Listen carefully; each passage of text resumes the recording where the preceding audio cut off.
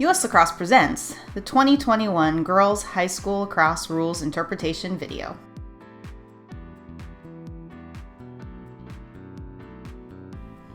This video outlines the rule changes adopted for the 2020 season.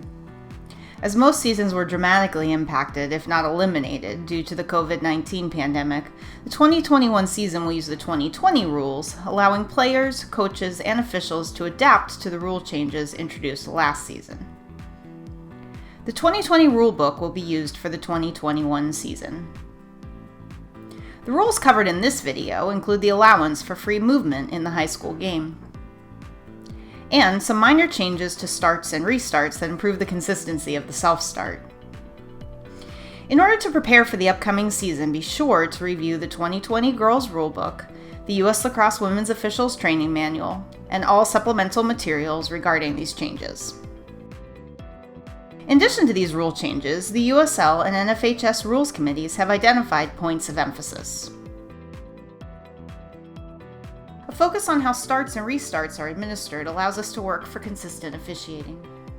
Officials should be aware of not disadvantaging the ball carrier when resetting play, and players must show evidence of recognizing the call being made and self-start within playing distance of the foul. If a whistle is required to restart play and the player self-starts, a false start penalty will be administered.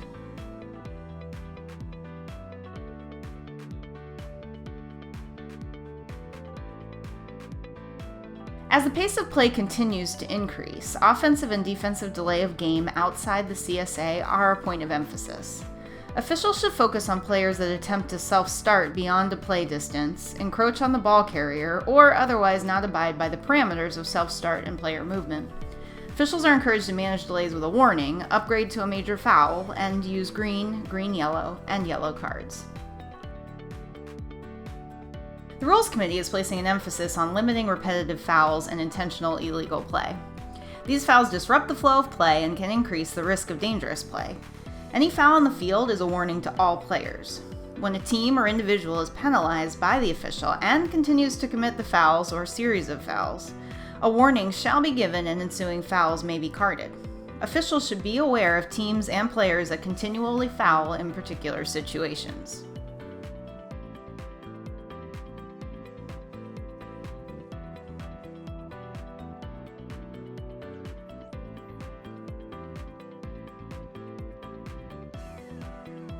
The stick inspection procedure changed in 2020, but the change only affected the back face of the pocket.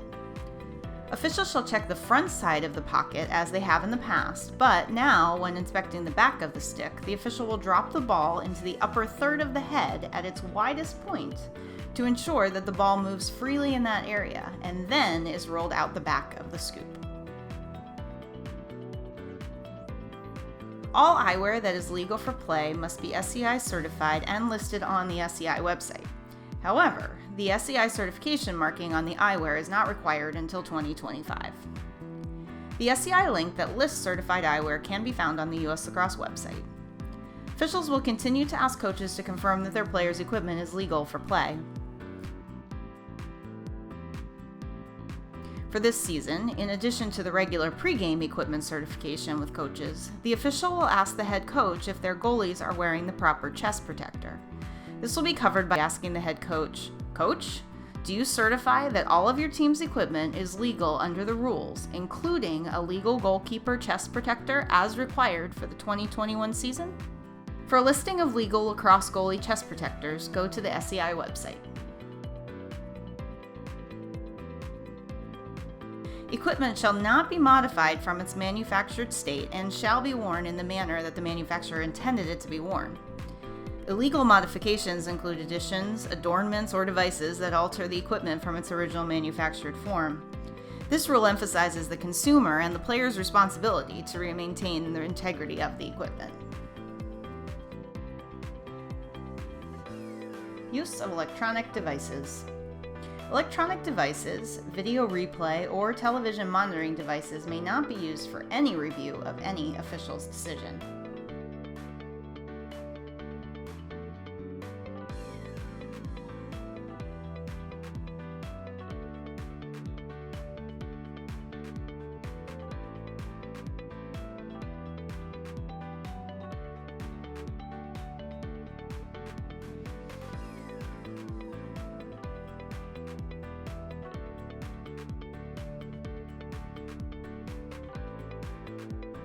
free movement.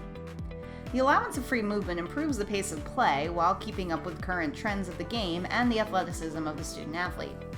Players no longer have to stand on the official's whistle. Following any whistle, regardless of the restart being a whistle or a self-start, all players other than the ball carrier and offending player may move freely.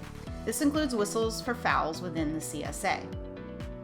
For a penalty being administered on an 8-meter hash mark, players exit the penalty zone and may continue to move freely outside of the penalty zone, excluding the ball carrier and the offending player. Free movement also allows for substitutions to occur during a whistle or stoppage of play, again excluding the ball carrier and offending player if applicable.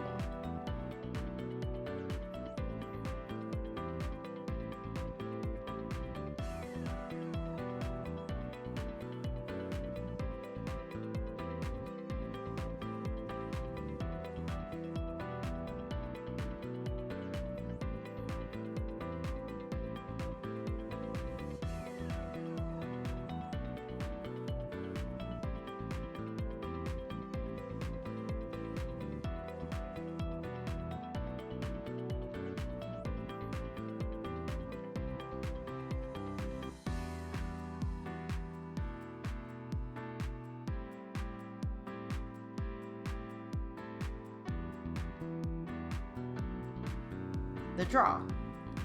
Any number up to 12 players may be on the field to start the draw. Officials no longer need to wait for a full complement of players to begin the draw.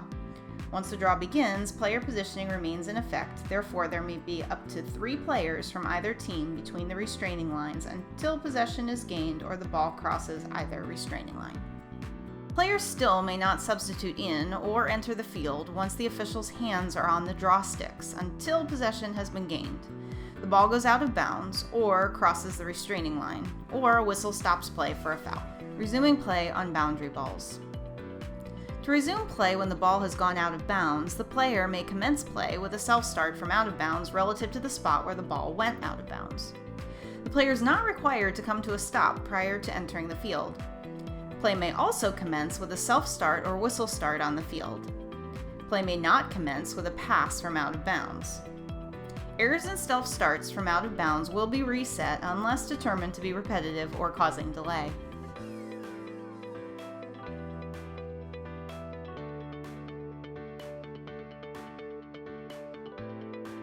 Resuming play on shots out of bounds. When a shot or a deflected shot on goal goes out of bounds, the player whose body or cross is in bounds and nearest to the ball when it crosses the boundary will gain possession. The official can consider the player's body or stick to determine who is closer to the ball. This includes the goalie. This minor foul rule change clarifies the definition of covering to specify that covering is not merely guarding the ball, but physically covering the ball with a foot, body, or cross. For the major foul of check to the head, there is now added language to this rule to designate that the neck is included in the foul. The 7-inch safety sphere already includes the neck, so this modification brings the check to the head foul in line with the sphere. Self-starting, when self-starting is not an option, is a false start and a change of possession.